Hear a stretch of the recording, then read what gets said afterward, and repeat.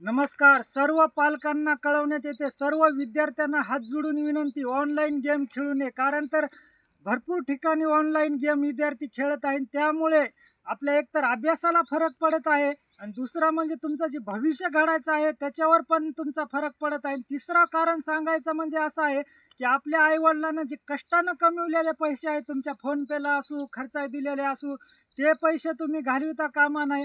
अशा ठिकाणी जर कोणी खेळत असेल तर त्यांनी अजून एकदा हात जोडून विनंती, तुम्ही ऑनलाईन गेम खेळू नये. कारण तर असं भविष्य जर गेम खेळून जर घडत असलं तर एवढं शिक्षण घ्यायची गरज नाही.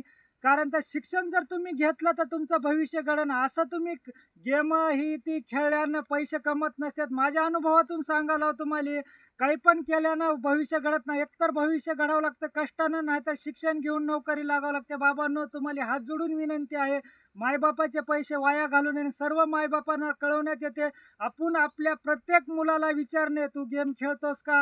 ही व्हिडिओ बघून जास्तीत जास्त शेअर करावा. भरपूर ठिकाणी 1-2 लाख रुपये असे भरपूर ठिकाणी गेलेले आहेत पैसे. आणि मग आपल्या मुलाच्या खात्यावर ऑनलाईन पैसे टाकू नये. फोनपेला ही तुम्ही दक्षता घ्यावी.